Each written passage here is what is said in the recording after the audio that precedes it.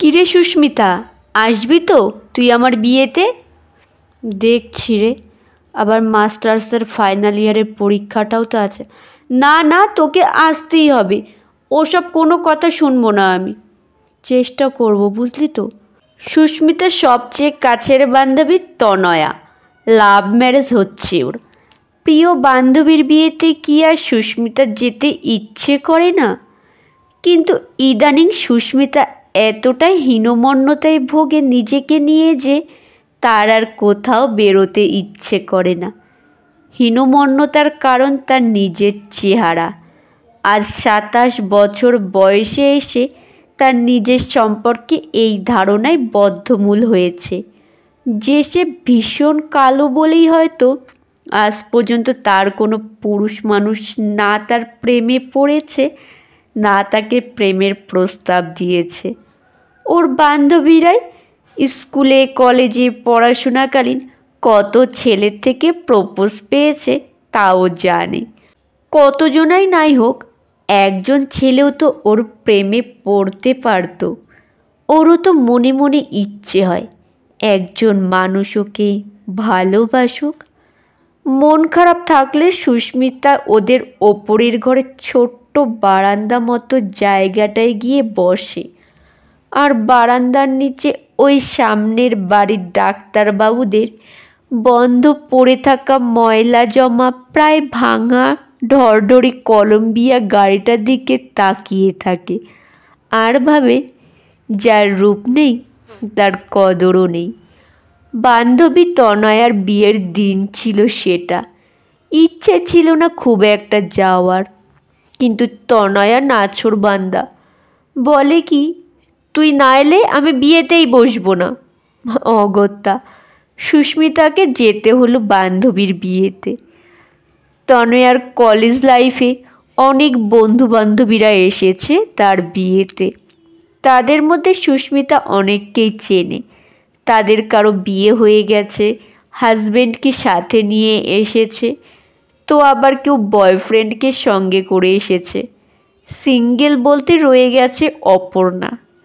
কিন্তু তার যাকে বলে রূপের আগুনে 10-12 জন ছেলে তো সবসময় পেছন পেছন ঘুরতেই থাকে। অপর্ণা হচ্ছে ছেলে নাচানো টাইপস মেয়ে। হাজার ছেলেকে বাজিয়ে দেখে নিয়েছে সে, তবুও নিজেকে সিঙ্গেল বলে দাবি করে। সেও তনয়ার বিয়েতে এসেছে এবং তার আসার সাথে সাথেই মহলে উষ্ণতা বেড়েছে। সুস্মিতা তার বান্ধবীর জন্য যে উপহারটি এনেছিল সেটি দিতে গেলে পর তনয়া তাকে জড়িয়ে ধরে বলল, যদি না আসতিস না খুব খারাপ হয়ে যেত কিন্তু। আর কি লাগছে রে তোকে আজ শাড়িতে মায়েরি, দেখ, দেখে এখানেই না কোনো ছেলে পাগল হয়ে যায় তোর জন্য। কেন মিথ্যে বলিস? তুইও জানিস আমিও জানি সুন্দর লাগছে না, আর আমার জন্য পাগল? হাসালি। কেন এমন ভাবিস বলতো নিজেকে? তুই যথেষ্ট সুন্দরী, আর তোর জন্য কেউ না কেউ নিশ্চয়ই আছে। সুস্মিতা বুঝল যে তনয়া তার মন রাখতে ওসব কথা মন গড়িয়ে বলছে। সে তাই উপহারটা তনয়াকে দিয়ে ঠোঁটের ওপর মিথ্যে একটু হাসি ফুটিয়ে সেখান থেকে সরে আসতে চাইলে পর তনয়া তার হাতটা ধরে বলল, দাঁড়া দাঁড়া, তুই এখানে, আগে কয়েকটা ছবি তুলব একসাথে। সুস্মিতার ছবি তোলা তেমন ইচ্ছে ছিল না, তাও বান্ধবীর বিয়ের একটা স্মৃতি থাকবে সেই ভেবে অমন সময় একজন ছেলে, ওই সুস্মিতার কোনো সময়ের বন্ধু হবে হয়তো, সে গিফট আর ফুলের তোড়া নিয়ে তনয়ার সাথে হ্যান্ডশেক করে বলল, হ্যাপি ম্যারেজ লাইফ তনয়া, তোরটা তো হয়েই গেল, আর আমাদের যে কবে হবে? তনয়া হাসি মুখে বলল, আরে হবে হবে, একটা ঠিকঠাক মেয়ে দেখে প্রেম কর, ঠিকই হবে। দেখে দিতেও তো পারিস একটা, বল। এবার তনয়ার ছেলেটাকে দেখিয়ে ফিসফিস করে বলল, এই আমার সব থেকে কাছের বান্ধবী, সিঙ্গেল আছে, দেখ সম্বন্ধ করব, খুব ভালো মেয়ে। ছেলেটা আর চোখে সুস্মিতার দিকে একবার তাকালো। তোর মায়েরই আমার জন্য পছন্দ? মেয়ে দেখতে বললাম বলে কি? কথাগুলো আসতে হলেও কানে গেল সুস্মিতার। ছেলেটা তার প্রতি অভিব্যক্তি সে বুঝেছিল, তাই সে সেখান থেকে চলে গেল। ছেলেটা তনয়াকে অপর্ণার দিকে দেখিয়ে বলল, দেখতে হলে অমন কাউকে দেখ, যাকে নিয়ে অ্যাটলিস্ট বেরোনো যায়। ওই মেয়ের কথা বলছিস? ওর ওই রূপটাই আছে, ও যে কি জিনিস। হঠাৎ তনয়ার খেয়াল পড়ল সুস্মিতা সেখান থেকে চলে গেছে। এই তুলি, গেলি কেন? আয় বলছি। আরে ঠিক আছে, না তুই আয়। ছবি তোলা, খাওয়া দাওয়ার পর্ব মিটতে না মিটতেই সুস্মিতা তনয়াকে বলল, আমাকে এবার যেতে হবে রে। চলে যাবি? হ্যাঁ রে, রাত হয়েছে, তার উপর বাস পাবো নাকি জানি না। আরে বাসে যেতে হবে কেন? দাঁড়া, বাপিকে বলে দিচ্ছি, কেউ তোকে আমাদের গাড়িতে ছেড়ে দিয়ে আসবে। আরে থাক না, কাকু ব্যস্ত। আবার কেন? আরে তুই দাঁড়া তো। বলে তনয়া, বাপি, ও বাপি, এদিকে একবার এসো। কী রে মা, কী হয়েছে? বলছি সুস্মিতা বাড়ি যাবে, ওকে গাড়িতে একটু ছেড়ে দিয়ে আসার ব্যবস্থা করো না। গাড়িতে? গাড়িটা তো পাঠিয়েছি। না না কাকু, থাক না, তনয়াকে বললাম আমি চলে যেতে পারবো। আচ্ছা দাঁড়াও, আমি দেখছি কি করা যায়। মিনিট 10 পর তনয়ার বাবা সুস্মিতাকে একটা গাড়িতে উঠিয়ে দিয়ে বলল, এ তোমায় বাড়ি পর্যন্ত ছেড়ে দিয়ে আসবে, সাবধানে যেও মা। সুস্মিতা তনয়ার বাবাকে প্রণাম করে গাড়িতে উঠে পড়ল। অন্ধকার রাস্তার টুকরো টুকরো আলোর গুঁড়োগুলো ক্রমে সুস্মিতার শ্যামলা কালো মুখটায় খেলে যেতে লেগেছিল। অদ্ভুত মায়া জড়ানো দুই চোখ, যেন দুটো দিঘি, কত দীপ্তমান, মোহ লেগে যায়। কিন্তু সেই মোহ মাখা রূপের প্রেমে কেউ পড়েনি আজ পর্যন্ত। তা কি আর জানে অরুণাভ? জানে না তো। সে লুকিং গ্লাসে প্রথম দেখাতে যে প্রেমে পড়ে গেছে সুস্মিতার। আর ভালো লাগা প্রকাশ করতে সে মিউজিক প্লেয়ারে অন করলো, লাগ যা গালে কে ফির ইয়ে হাসি রাত। সুস্মিতা পেছনের সিটেই বসেছিল, যেন গানটা বেজে উঠতে চমকে উঠল। তার একটু কেমন জানি করল, নিজেকে এক কোণে আরও যেন গুটিয়ে নিল। আর সেটা অরুণাভর চোখে পড়ল। কিছু অসুবিধা হচ্ছে না কি আপনার? বেশ ভারী কি গলা ছেলেটার। কণ্ঠ শুনে সুস্মিতা যেন আরও খানিক গুটিয়ে রইল। কিন্তু যাই হোক, গাড়ি চালক ছেলেটা আর তাকে কোনো রকম প্রশ্ন করল না। ছেলেটি তাকে তার বাড়ির সম্মুখে নামিয়ে দিয়ে যাওয়ার সময় লক্ষ্য করল তাদের বাড়ির সামনে একটা পুরনো কলম্বিয়া দাঁড়িয়ে। সুস্মিতার মনটা একটু খারাপ ছিল, কিন্তু ওই মন খারাপের মধ্যেও তার কেন জানি বারবার সেই গাড়ি চালকের ভারী কণ্ঠটার কথা মনে ভেসে উঠছিল। সে অনেক রাত অবধি নীরবে এক জায়গায় দাঁড়িয়ে থাকা কলম্বিয়ার দিকে চেয়ে রইল। পরের দিন সকাল সকাল স্নান সেরে সুস্মিতার বারান্দায় এসে প্রথমে কলম্বিয়ার ওপর চোখ পড়ল। গাড়ির ধুলো পড়া কাজটার ওপর কে যেন লিখে দিয়ে গেছে, মাঝে মাঝে একটু হাসবেন, হাসলে হয়তো আপনাকে আরও বেশি সুন্দর। কাচের ওপরে লেখাটা সুস্মিতার মনের মধ্যে একটা কৌতূহল জন্মালো। কে লিখেছে ওইটা?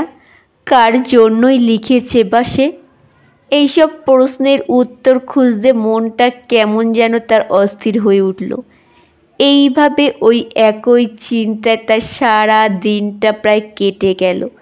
সন্ধ্যের দিকে বারান্দায় সে বেশ অপেক্ষা করছিল যদি কেউ আসে, কিন্তু কেউ এলো না। আরও একটা সপ্তাহ প্রায় চলে গেল। কলম্বিয়ার কাচের ওপরে সেই লেখাটার ওপর ফের ধুলো পড়ল। লেখাটা কেমন যেন আবছায়া হয়ে উঠেছিল। কলম্বিয়ার কাচের ওপর থেকে আর সুস্মিতার অন্তরের মধ্যে হতে।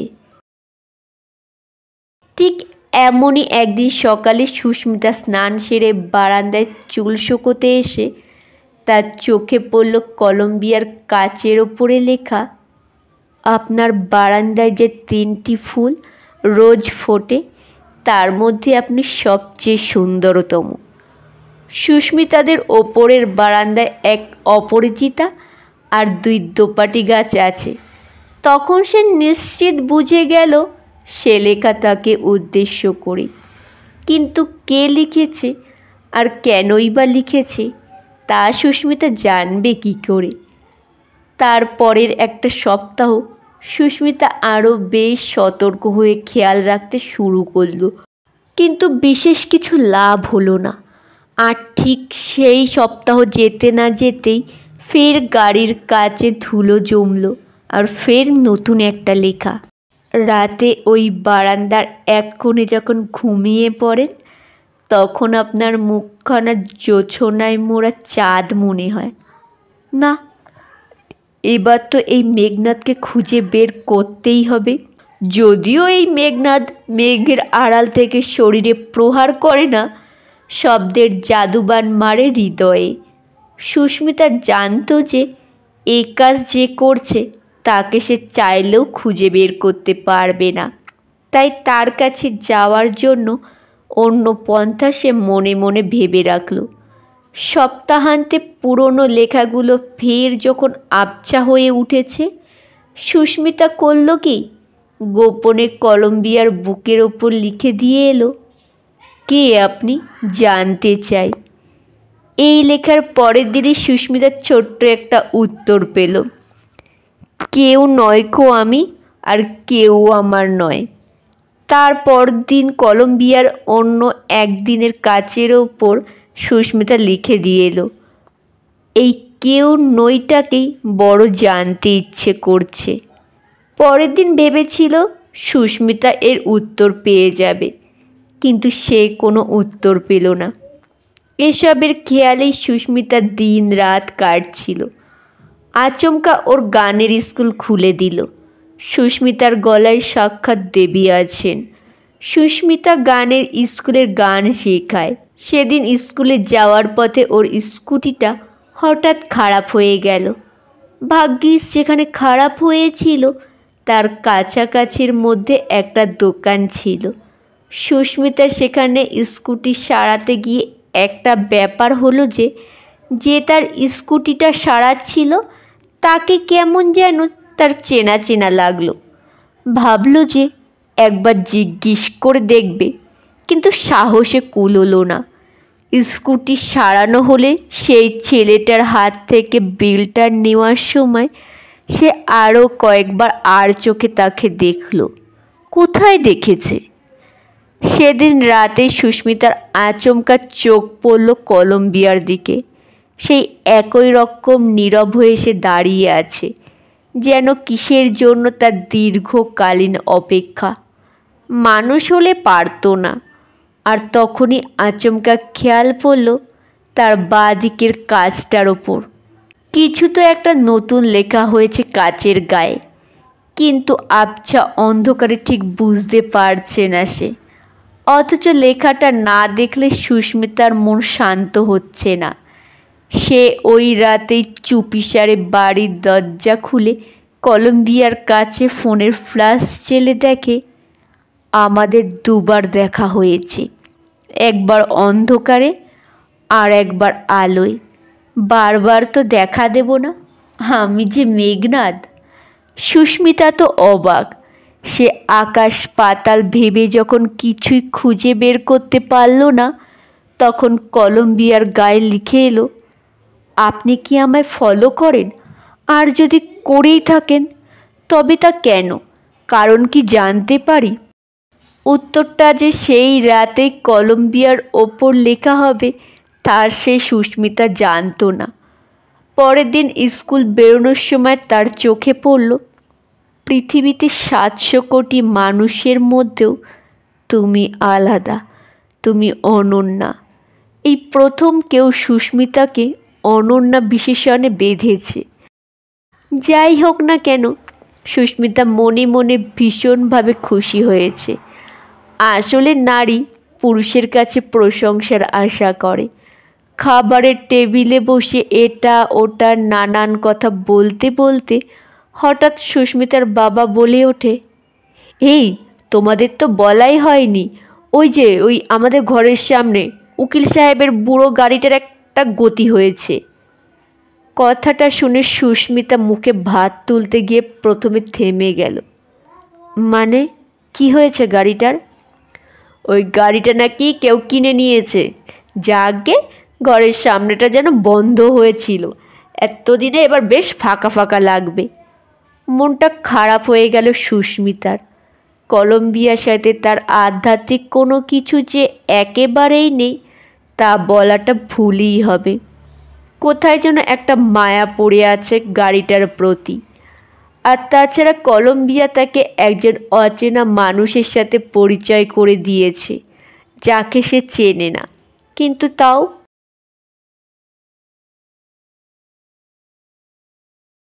সেদিন রাতে সে গোপনে কলম্বিয়ার কাছে গিয়ে তাকে যেন একবার বুকে জড়ানোর চেষ্টা করলো। তার গায়ের ওপর সেই ভালো লেগে যাওয়া অচেনা মানুষটির লেখাটা তখনও জ্বলজ্বল করছে। মায়া বড় খারাপ জিনিস। একবার কোনো কিছুতে মায়া জন্মালে দেখেছি সবশেষে ব্যথায় পেতে হয়। সুস্মিতা বেশি দেরি করল না, পাছে কেউ দেখে। কলম্বিয়ার গায়ে সে লিখল, জানি না তুমি কে। এই কলম্বিয়ার মতো একদিন জীবন থেকে চলে যাবে না তো?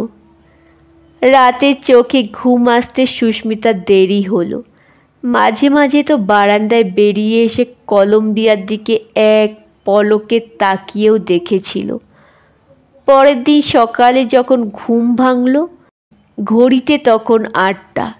গানের স্কুল আছে, তাই চট করে স্নান সেরে যখন বারান্দায় জামা মেলতে এলো, তখন আচমকা তার বারান্দার নিচেটা শূন্য দেখে তার বুক কেঁপে উঠল। কলম্বিয়া নেই যথাস্থানে। তবে কি খরিদ্দার তাকে নিয়ে গেছে সাত সকালেই? সেদিন গানের স্কুলে যাওয়ার পথে মনটা কেমন যেন উদাস ছিল। স্কুটিটা সারা রাত বাইরে পড়েছিল বলে কিনা জানে না, খেয়াল পড়ল স্কুটির পেছনের চাকার হাওয়া কমে গেছে। বিরক্ত লাগলো তার, কিন্তু উপায় নেই। টেনে টেনে সেই আগের দিনের গ্যারেজে নিয়ে যেতে হলো স্কুটিটা। সেই আগের দিনের মেকানিকটা গ্যারেজে ছিল। সুস্মিতা তাকে দেখা মাত্র সে, কি হয়েছে ম্যাডাম? বিরক্তিমাখা চোখের ইশারায় সে বুঝিয়ে দিল চাকায় হাওয়া নেই। ও আচ্ছা, দাঁড়ান দেখে নিচ্ছি, আপনি এখানটা একটু বসুন না। সুস্মিতা একটা ছোট্ট চেয়ারে উদাস চোখে অন্যদিকে চেয়ে রইল। মেকানিকটা স্কুটির চাকায় হাওয়া চেক করতে করতে হঠাৎ বলে উঠল, বলছি ম্যাডাম, আগের দিনের বিলটা সাথে আছে আপনার? কি বললেন? আগের দিনের বিলটা দেখছি ব্যাগে। সুস্মিতা ব্যাগ থেকে 2-3টে কাগজ ঘেটে ঘুটে বিলটা খুঁজে পেল, আর সেটা সে মেকানিকটার দিকে বাড়িয়ে দিল। মেকানিকটি বিলটির দিকে যত না দেখছিল, তার চেয়েও বেশি দেখছিল আর চোখে সুস্মিতার দিকে। একটা কথা বলবো ম্যাডাম?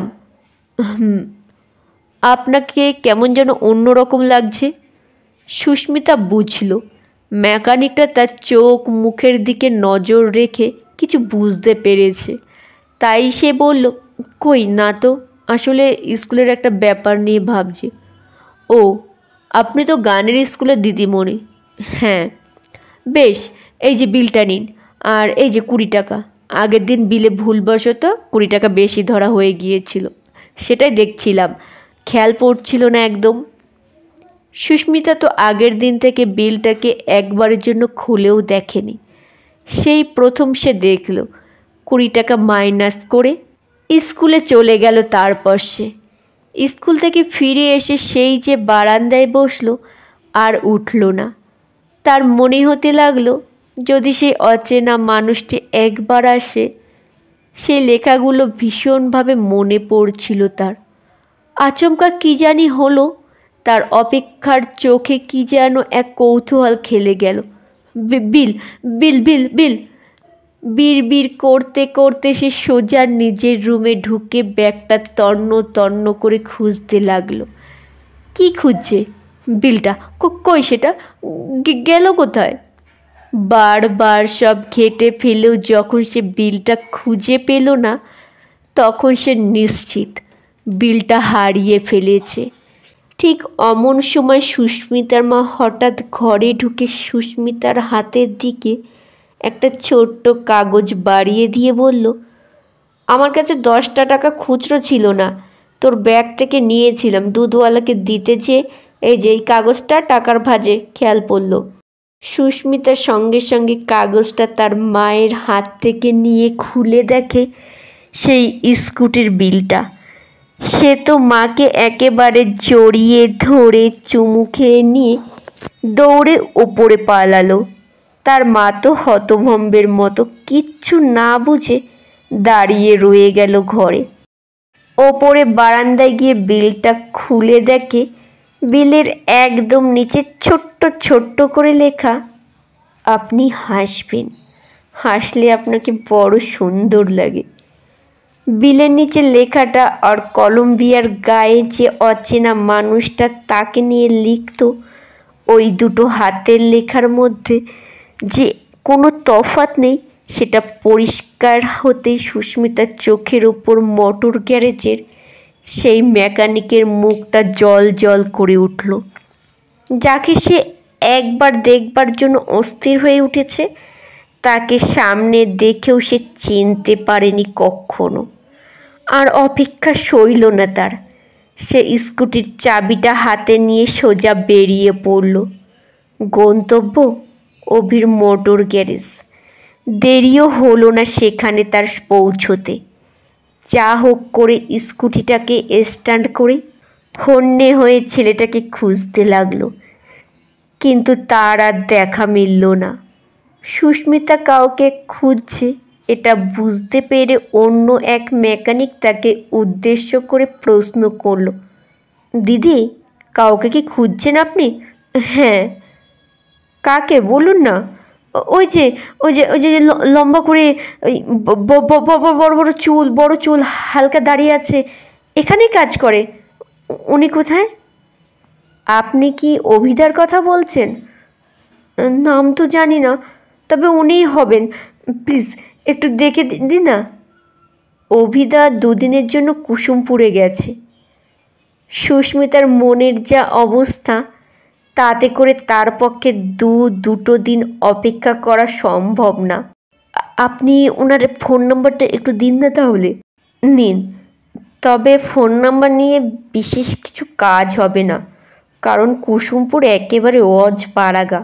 আগেও যখন অভিদা গিয়েছিল ফোনে পাওয়া যেত না একদমই।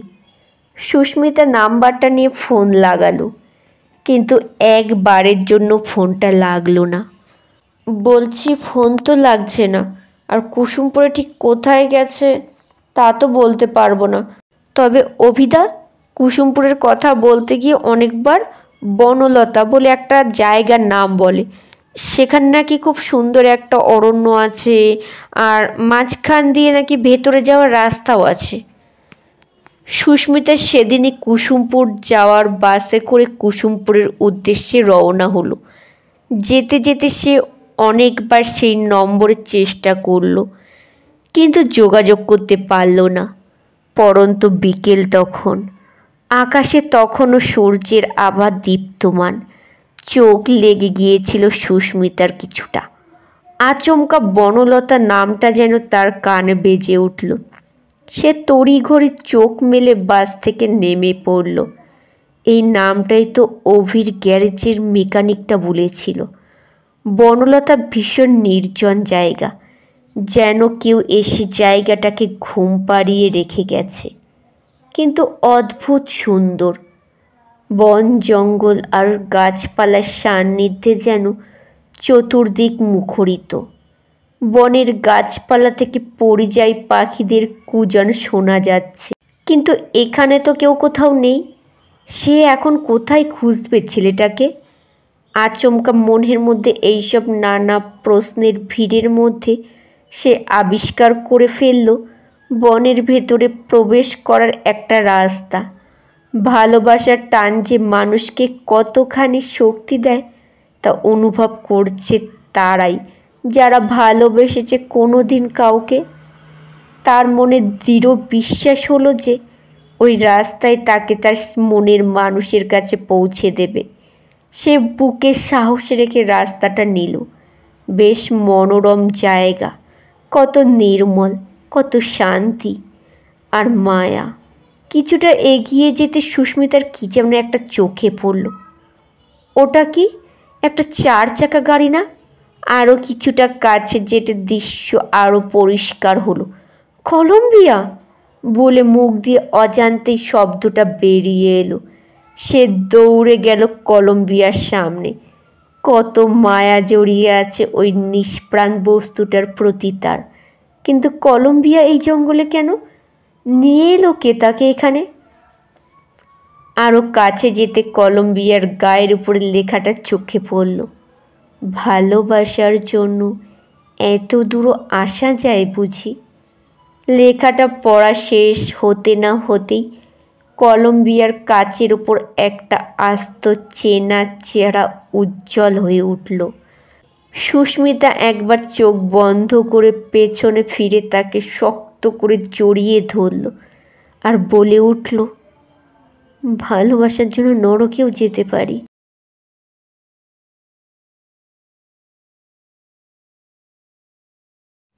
নমস্কার বন্ধুরা, শেষ হলো গল্প পাঠ। কেমন হলো অবশ্যই কমেন্টে জানাতে ভুলবেন না। গল্প শোনা হয়ে গেলে একটি লাইক করবেন, শেয়ার করবেন কাছের আত্মীয় স্বজন বন্ধু বান্ধবদের কাছে। আর যেসব বন্ধুরা আমার গল্প শোনেন এখনও আমার পরিবারের সদস্য হননি, তারা আমার চ্যানেলটি সাবস্ক্রাইব করে পাশে থাকা বেল আইকনটি প্রেস করে আমার পরিবারের সদস্য হওয়ার অনুরোধ রইল।